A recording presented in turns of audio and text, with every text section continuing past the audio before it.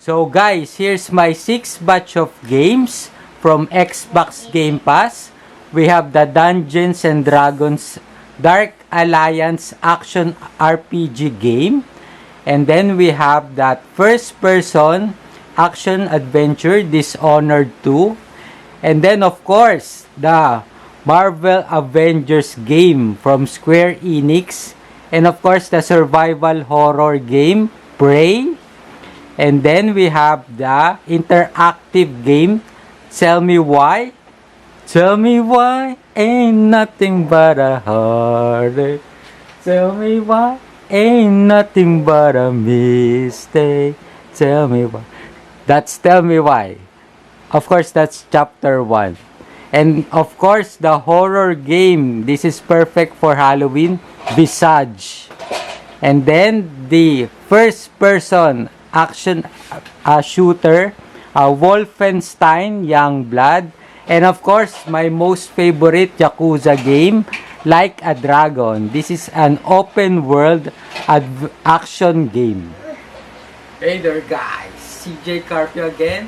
So for this special vlog, so we're gonna cover my 6th batch of games from Xbox Game Pass. Woo!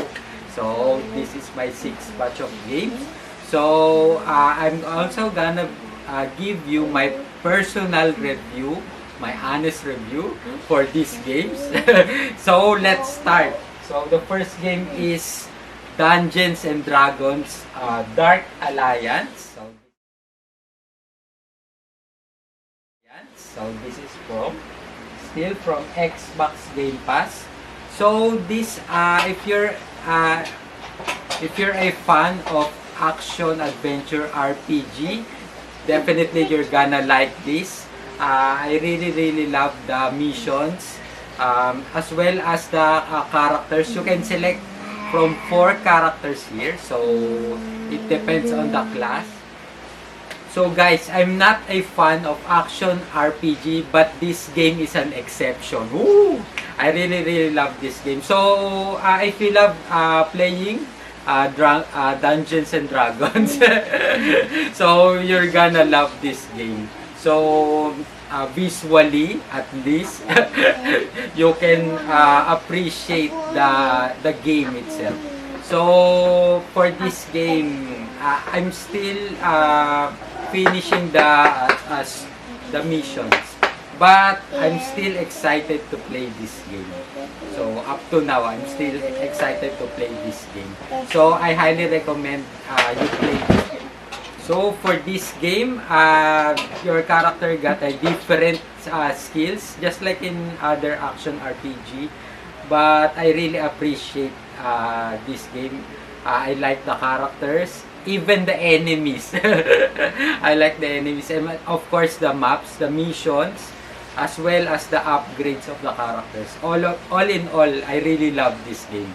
So download it now at Xbox Game Pass while it's still available. Woo! So the next game is Dishonored 2. This is my new favorite game. So what sets Dishonored 2 different from other action adventure first person game? You use sword in here. Your character use a sword, as well as other common weapons from other games like crossbow and shotgun, even pistol. But what sets this apart from this game is the use of sword as main weapon. Aside from that, there are various skills of the characters, so I won't spoil it much.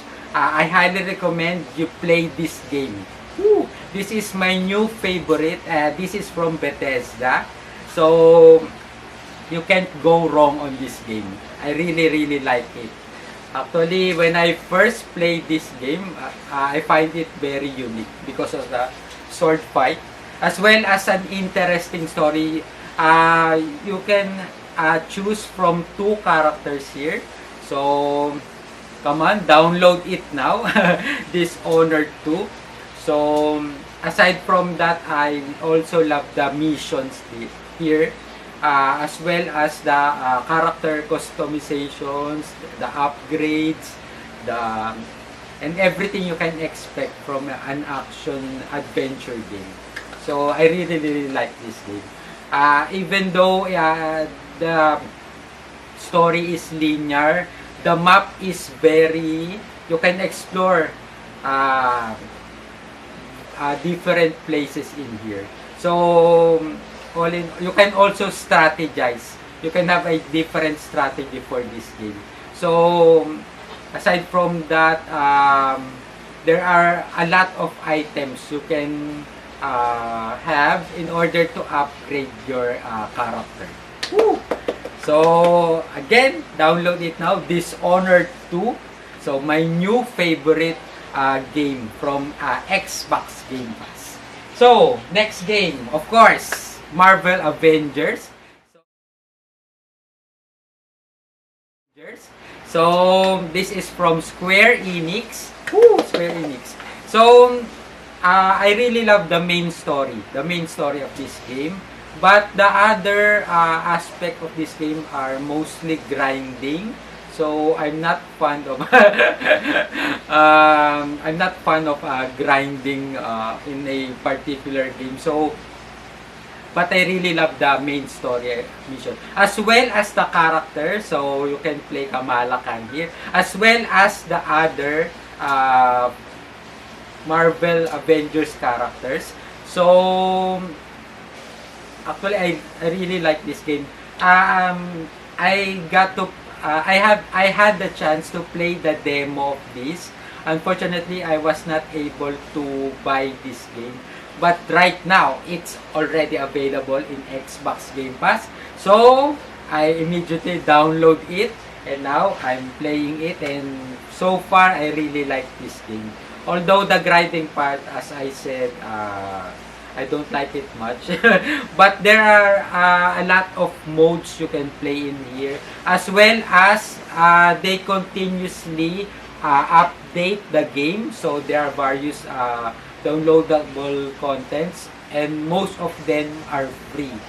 So I think all of them are free. So I get to play other characters from Marvel. So I won't spoil whose characters is that. Come on, download it now and play Marvel Avengers. Woo! So next game is Prey. So this is a survival horror game. Actually, it's more of sci-fi since the main enemies here are aliens. So did I like this game? At first, I really like this game. It's very exciting to play this game because of the suspense element. But unfortunately, as you play it through, I think it tends the chapters tend to be repetitive. So aside from that, I think it's a very hard game. It's a very difficult. I think most of enemies here, or should I say all of the enemies here, are difficult to kill.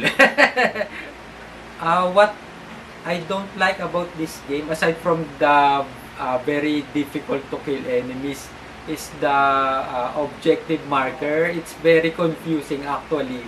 So, but I think it's a good game. But for me, I did not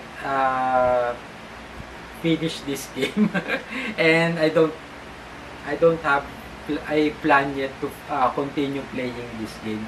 But still, it's worth a try. So if you love a survival horror game, it's more of a sci-fi. So download Prey now. But for me, I think this is not a game for the right game for me. So you better try it, guys. So the next game is, of course, the interactive game. So tell me why? Why? Tell me why? Ain't nothing but a heartache. Tell me why ain't nothing but a mistake. Tell me why I'll never wanted you say, but I want it that way. That's not the background song of this game, but it's the title of the game. Tell me why. I really love the story. That's what I can say about this game. I really love the story. Aside from that, I really like the twist of the story. I was surprised with the twist of the story. Aside from that, I also like the characters on this game, as well as it's a simple game, but still it's an interesting game for me because of the story. I really like the story. So if you like interactive games like this, try downloading it now. Tell me why. Woo, tell me why. So, the next game is, this is a horrifying game, Visage. This is again a horror game. So, it's a first person. So, it's very scary actually. This game, this game is really scary. It's perfect for the Halloween. So, that's all I can say about this game. It's scary. It reminds me of Resident Evil 7. Actually, it reminds me of Resident Evil 7. And the intro chapter in Resident Evil 8 combined. I think that reminds me of this game. Aside from that, there's a lot of puzzles on this game and many jump scares. Aside from the atmosphere, the horrifying atmosphere of this game, I really like this game. So if you want a horror game perfect for the Halloween, then download Visage now. Visage, scary. Scary. So the next game is, of course, from Wolfenstein. This is Wolfenstein, the New Blood. So Wolfenstein, the New Blood is actually a spin-off game from Wolfenstein. I really like Wolfenstein, especially the main character, BJ. So the characters here is his daughters. So actually, the characters are BJ's two daughters. So at first, I really like this game because it's the same first-person action game, shooter game. But as the game progresses, I think it's very difficult, even in easy mode. Before, with the main Wolfenstein series, even though it's difficult, you can still survive on this game. But unfortunately, on this game, Wolfenstein, the New Blood, it's very difficult. I think because the characters, of course, they're newbies. They're the daughters of BJ, so they're not as powerful as his father. So it's really a difficult game. I was not able to finish game, and right now I also don't have a plan to continue playing this game.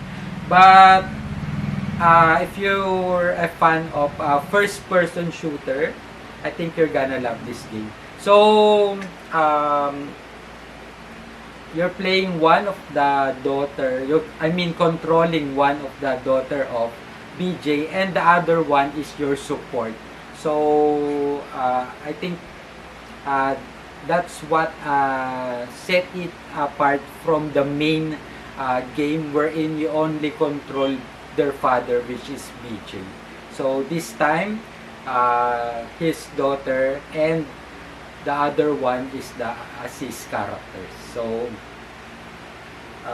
just the same, you can try this downloading this game if you like first person shooter.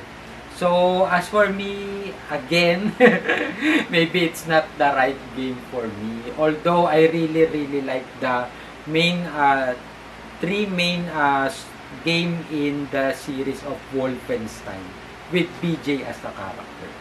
So, that's all I can say. Give it a shot, guys. So, download it now on Xbox Game Pass. So, the checkpoints here, it will really take you a lot of progress before you reach another checkpoint, to the point that it's very frustrating. So, you already killed a lot of enemies, but unfortunately you died, and then you return to the previous checkpoint, which is very far from your progress. So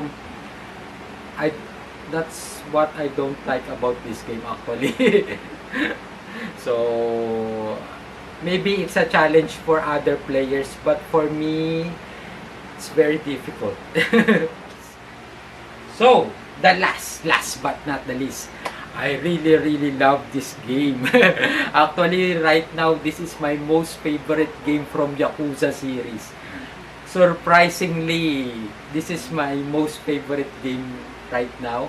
This is Yakuza Like Dragon. Dragon. Yakuza Like Dragon. So, this is a spin-off game from Yakuza. Of course, it got a new character. So, before your character, you're playing the character of Kiryu, and aside from that, Goro. But this time, it's a entirely new character, entirely new story. So, you get to control Ichiban. I really love this character. It's a very cool character. Very brave, very brave character. Very funny character.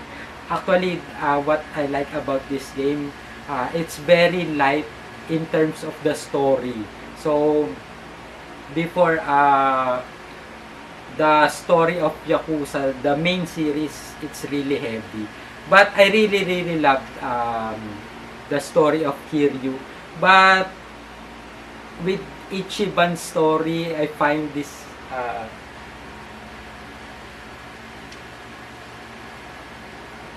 I find the story more comical. Actually, this is very different from the main Yakuza series. Although this is also an open world game, the battle system here is very different. Before, with Kiryu's main Yakuza series, it's beat 'em up. But on this game, this is a turn-based battle system. So it's like actually it's like an RPG. So before, I'm really not a fan of turn-based RPG game, but again, this is an exception. So I appreciate turn-based battle system. So aside from that, I also got an interesting story. Actually, it got an exciting. Whenever I play this game, I'm really excited to play. So aside from that, the support characters are. I also like the support characters. Aside from that, what else? I also like the alternate costumes for this character. So this was their costumes was taken from the main game of Yakuza, main game series of Yakuza. So you got the costume of course Kiryu, and of course Goro, and of course Haruka, and what else? So if you played Yakuza before the main game, you're also gonna love this. At first, I don't want to play this game since this is only a spin-off game. And aside from that, I really like Kiryu. But when I played this game, wow! it instantly became my most favorite from Yakuza. So, Ichiban is a very cool character. Woo! So, that's all my games. My six batch of games from Xbox Game Pass. So that's all the time we got. So, if you like my vlog, please hit like. And if you got other comments, suggestions, violent action, you can comment on the comment section below. And of course, you can share my vlog. And most of all, subscribe and tap the bell button so you can be notified on my next gaming, unboxing, and other types of vlog. So for now, bye guys! Bye! So for now, until next time guys, so again guys, this is my personal review. This is only my honest opinion for this game. So I'm sorry if some of you are offended, but I'm just having an honest review on these games. Peace.